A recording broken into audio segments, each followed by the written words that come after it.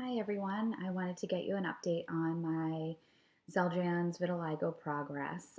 Everything in terms of my repigmentation is going great. The medication is still working on bringing my pigment back, which is really exciting. I'm having a ton of repigmenting, which is great. I have a lot to go over with the side effects. So for the first few months that I was on the medication, I didn't have any side effects at all. Over the winter up here in the Northeast, where I am, it's like, flu season.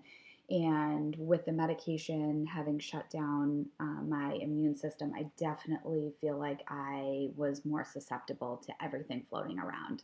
I have a son who is in preschool, and he brought a ton of germs home. We were sick a lot of the winter, which was a total bummer, but it's something that I knew was a possibility, and we did our best with hand washing and all that stuff, but we were still kind of affected by probably the norovirus and the flu. I had what I think was probably 2 rounds of the flu with a high fever, 102, and the chills and muscle aches and all of that. So that definitely is a bummer that comes along with the medication, but understandable where it's, shutting down your immune system, and there's not a whole lot you can do about that. So that's something that affected me, and probably would affect anybody that's on the medication. There's not a whole lot you can do about it.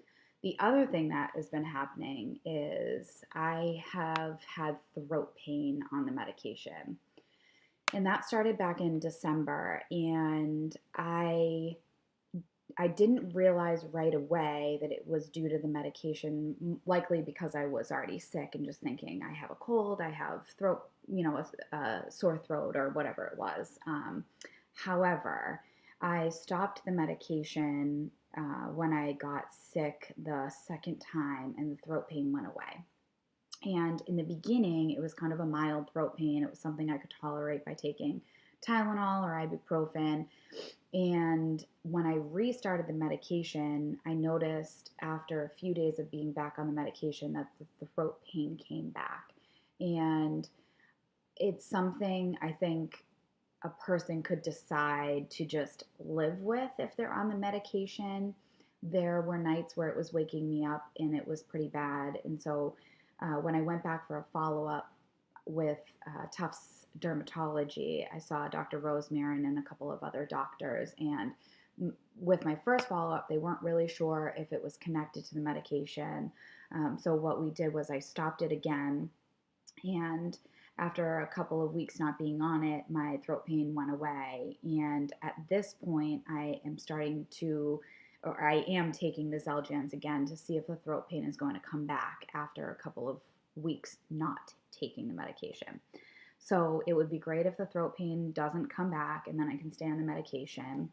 If the throat pain comes back, what they've done for me is they have prescribed a medication called Cyril Imus, and that is a medication that is given actually to transplant patients, and it's to stop your immune system from sort of attacking. And it's sort of a medication that we're kind of using in the interim to see if the Xeljanz doesn't work, to see if that helps my body kind of stay at bay, to not attack the pigment. Because at this point, if I stop the Xeljanz, we don't really know what's going to happen to my pigment, if that makes sense. There is not a lot of long-term vitiligo data out there for us to look at to say, oh, if I stop the medication, I'm all good. My pigment that I did get back is going to stay. So we just don't know.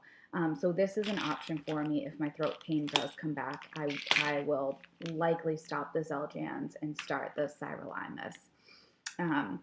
So I'll let you guys know if that happens. The last thing that I have to talk about is something that I feel like it's just full disclosure, and it's kind of gross, but here we go. So I have toenail fungus, and it sucks, and there it is. And it's likely something that happened because my immune system is shut down. So it's kind of embarrassing. It's a big white kind of bumpiness to my big toenail on my left foot. And it's, total bummer. So what I am taking now for the toenail fungus is terbinafine. So that is an antifungal, and I'll be on that for 3 months, and hopefully at that point the fungus will have been killed. I am lucky that I am a girl and can paint my toenails, so I can hide it, but it's something that I didn't really know was a possibility. Kind of, like getting sick is something that I knew would happen. So I'm just sort of dealing with that now. And that's basically, my update for you is that my pigment is coming back. I'm still using the narrow band UVB light to help my pigment come back a little faster and more aggressively, I guess. And so that's been working really well. And I will continue to do that whether I stay on the Xeljanz or I start the Cyril Imus. But that's pretty much the update. So if you guys have any questions, I'll try to answer them. I did want to show you real quickly what my hands look like. The pigment is coming back all right here still, which is great. And that's where my loss was the most. My chest is certainly coming back. It's a little hard to see in this lighting, but I'll show you a couple more spots where you can see a little bit of the vitiligo and the repigmenting all along here.